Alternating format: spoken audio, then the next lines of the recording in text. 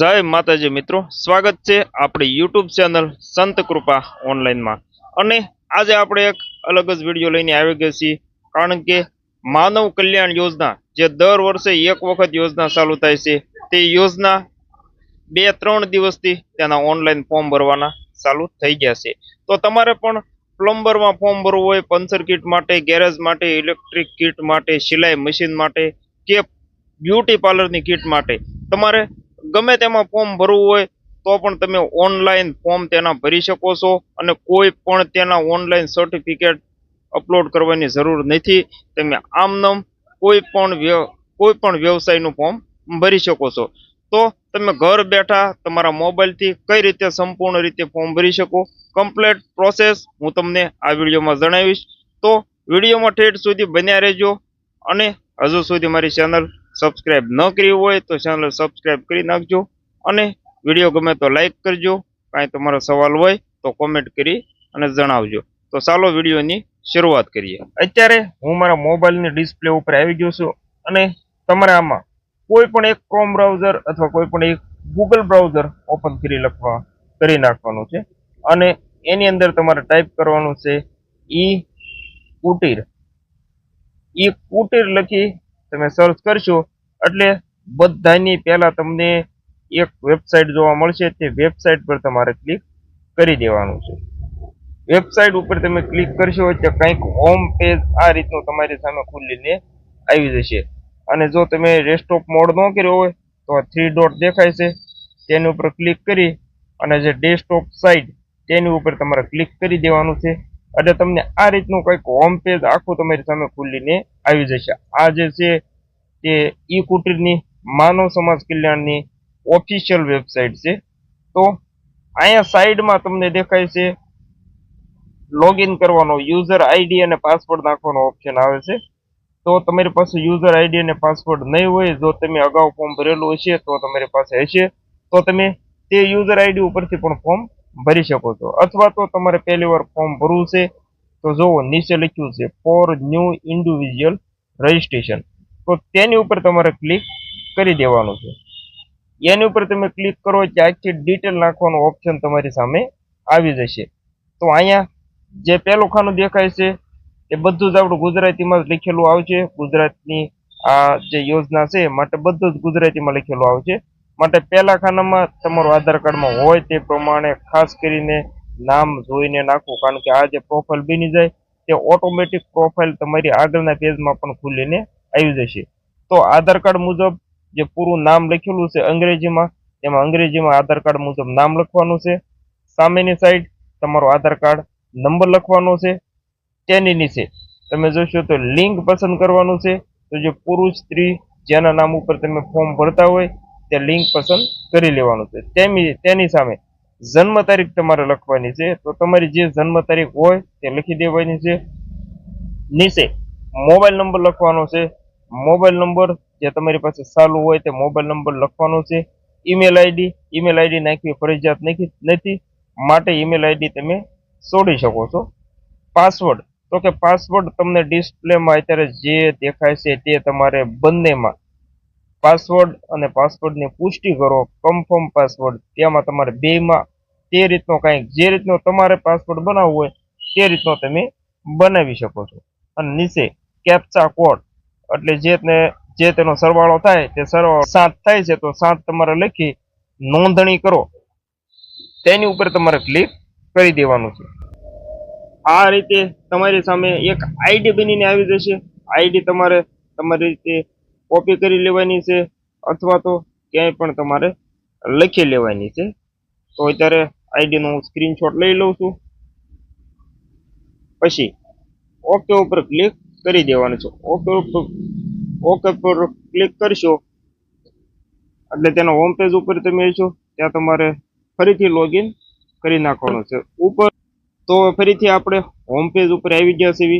તો જ્યાં ઉપર લખેલું છે યુઝર આઈડી, જો અહીંયા ઝૂમ કરીને તમને બતાવું તો યુઝર આઈડી લખેલું છે. ત્યાં તમારે જે તમારી આઈડી હતી તે આઈડી તમારે ત્યાં પેસ્ટ કરી દેવાની છે. અને નીચે તમે જે પાસવર્ડ બનાવેલો છે તે પાસવર્ડ તમારે ત્યાં એન્ટર કરી દેવાનો રહેશે. તો પાસવર્ડ હું અહીંયા એન્ટર કરી દઉં છું. નીચે આ બંનેનો સરવાળો જે થતો હોય તે અહીંયા એન્ટર કરી દેવાનો છે. પછી નીચે લોગિન ઉપર ક્લિક કરી દેવાનું છે. લોગિન ઉપર ક્લિક કરશો એટલે કંઈક આ રીતનું પેજ ખુલીને તમારી સામે આવી જશે. તો માનવ કલ્યાણ યોજના જે લખેલું છે તેની ઉપર તમારે ક્લિક કરી દેવાનું છે. એટલે તેનું આખું જે પેજ છે, આખી તેની સૂચના છે, તે બધી સૂચના તમારી સામે લખાઈને આવી જશે. તો કઈ રીતનું ફોર્મ ભરવાનું, કઈ રીતનું છે, તો આ બધી સૂચના તમારે તમારી રીતે વાંચી લેવાની રહેશે. તો આમાં કઈ રીતનું છે, કોણ કોણ ફોર્મ ભરી શકે છે, બધી જ વસ્તુ તમને અહીંયા જોવા મળશે. અને સૌથી નીચે તમે જોશો તો કોણ કઈ કઈ યોજના માટે આમાં ફોર્મ ભરવાનું છે તે પણ અહીં નીચે દર્શાવવામાં આવ્યું છે. તો આમાં દૂધ દહીં વેચનાર, ભરતકામ કરનાર, બ્યુટી પાર્લર, પાપડ બનાવનાર, વાહન સર્વિસ એટલે કે ગેરેજ વાળા, પ્લમ્બર, સેન્ટિંગ કામ કરનાર અને ઇલેક્ટ્રિશિયન આપણે જે ઇલેક્ટ્રિકનું કામ કરતા હોય તે બધા આમાં ફોર્મ ભરી શકે છે. તો નીચે જે સેલ્ફ ડિક્લેરેશન ફોર્મ છે તો તે તમારે ડાઉનલોડ કરી લેવાનું છે, કારણ કે તે તમારે આગળ જઈને અપલોડ કરવાનું રહેશે. ત્યારબાદ તમારે નીચે ક્લિક કરી દેવાનું છે. તો અહીંયા તમને જે આગળ તમે પ્રોફાઇલ બનાવી છે તે આખી પ્રોફાઇલ તમારી અહીંયા લખાઈને આવી જશે. તો અહીંયા સાઈડમાં ફોટો મેં ઓલરેડી અપલોડ કરી દીધેલો છે, માટે ફોટો તમને જોવા મળશે. પરંતુ અહીંયા જે અપલોડનું બટન છે ત્યાં તમારે કોઈ પણ એક પાસપોર્ટ સાઇઝનો ફોટો તમારે અપલોડ કરી દેવાનો છે. ત્યાર પછી અહીંયા બધી જ તમારે લખેલું આવશે. ઘણું ખરું જે આગળ તમે જે લખેલું હતું તે બધું જ અહીંયા લખેલું આવી જશે. અહીંયા તમારે એક જાતિ પસંદ કરવાનો ઓપ્શન આવશે. તો ત્યાં તમારી જે જાતિ હોય તે જાતિ તમારે તમારી રીતે પસંદ કરી નાખવાની છે. ત્યાર પછી નીચે એડ્રેસમાં તમારે જે કાંઈ સુધારો કરવો હોય તે એડ્રેસમાં તમે તમારી રીતે સુધારો કરી શકો છો. અને બંને વસ્તુ સમાન હોય, તમે હાલમાં જ્યાં રહેતા હોય તે અને કાયમી તમારું સરનામું બંને એક હોય તો જે અહીંયા ટપકામાં લખેલું છે ઉપર મુજબ ત્યાં તમારે ટીક કરી દેવાનું છે, એટલે બંનેમાં એક જ એડ્રેસ આવી જશે. ત્યાર પછી નીચે જે સેવ એન્ડ નેક્સ્ટ આપેલું છે તેની ઉપર તમારે ઓકે આપી દેવાનું છે.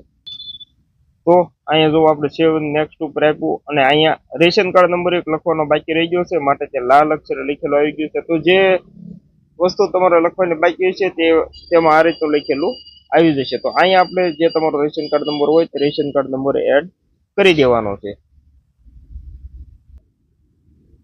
તો તમે સેવ એન્ડ નેક્સ્ટ કરશો એટલે આ રીતના જે બીજા પેજ ઉપર તમે આવી જશો. તો અહીંયા બધાની પહેલા તમારે ટૂલ કિટનું નામ લખવાનું છે. તમારે પસંદ કરવાનું છે નામ કે તમારે શેમાં ફોર્મ ભરવું છે. તો અહીંયા તમે તેના ઉપર ઓકે આપશો એટલે ઘણા બધા ઓપ્શન તમારી સામે આવી જશે. તો તમારે જેમાં પણ ફોર્મ ભરવાનું હોય તે તમારે અહીંયા સિલેક્ટ કરી લેવાનું રહેશે.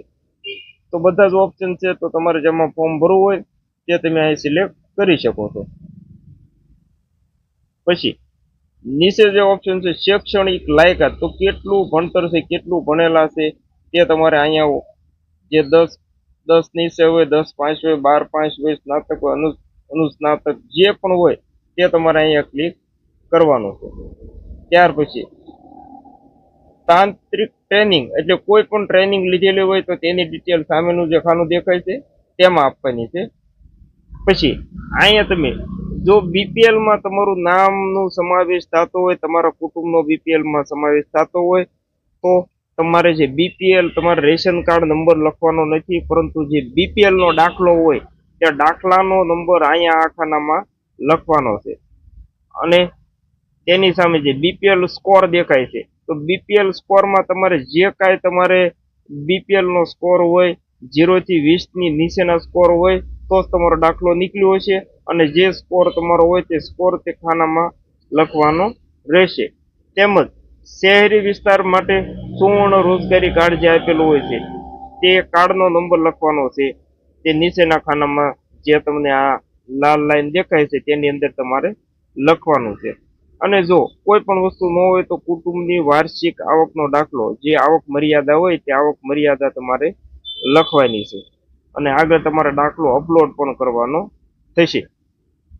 તો હવે આપણે ધંધાની વિગતો વિશે જાણીશું.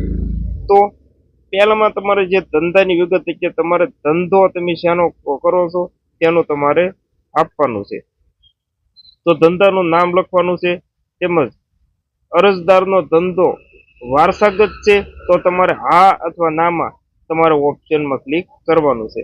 અને સામેની સાઈડ તમારે શ્રમ કાર્ડ નંબર લખવાનો છે. શ્રમ કાર્ડ નંબર સામેના કાર્ડમાં લખી, તમારો શ્રમ કાર્ડ તમારી પાસે ન હોય તો કોમેન્ટ કરજો. આપણો શ્રમ કાર્ડ કઈ રીતે તમે મોબાઈલથી બનાવી શકો તે વિડીયો પણ તમને આપણે બનાવીને આપી દઈશું. ફેમિલી આઈડી, તો ફેમિલી આઈડી લખવી ફરજિયાત નથી, પરંતુ ફેમિલી આઈડી રેશન કાર્ડમાં જે તમારું નામ હોય તેની સામે તમારી ફેમિલી આઈડી તમારી લખી લેશે. તો અત્યારે હાલમાં જે યોજના ચાલી રહી છે KYC નો, તેના માટે જરૂરી છે. તો ફેમિલી આઈડી તમે લખી નાખજો. તેમજ આગળ વધીએ તો તાલીમની જરૂર છે કે નહીં, તો તેની ઉપર તમારે હા અથવા નામાં ક્લિક કરવાનું રહેશે. તમારે લોનની જરૂર છે કે નહીં, તેમાં તમારે હા અથવા નામાં લખવાનું રહેશે. નીચે રાજ્યનું નામ ઓટોમેટિક સિલેક્ટ રહેશે, તેમજ જિલ્લાનું નામ લખવાનું રહેશે, તાલુકાનું નામ લખવાનું રહેશે, પછી તમારું ગામ અહીંયા સિલેક્ટ કરવાનું રહેશે, પછી તમારું આખું એડ્રેસ તમારે અહીંયા જે એડ્રેસનું ખાનું છે તેની ઉપર લખી દેવાનું રહેશે. પિનકોડ પણ તમારે આપી દેવાનો રહેશે. તો આ રીતે તમે કમ્પ્લીટ ફોર્મ ભરી શકો છો અને અહીંયા તમે સેવ એન્ડ નેક્સ્ટ ઉપર આપશો એટલે તમારા ડોક્યુમેન્ટ વેરિફિકેશનનો ઓપ્શન આવી જશે. તો આગળના પેજમાં તમે સેવ એન્ડ નેક્સ્ટ કરશો એટલે બધા ડોક્યુમેન્ટ જે છે તે ડોક્યુમેન્ટનો નંબર તમારે લખવાનો રહેશે અને સામેની સાઈડમાં ડોક્યુમેન્ટ તમારે અપલોડ કરી દેવાનું રહેશે.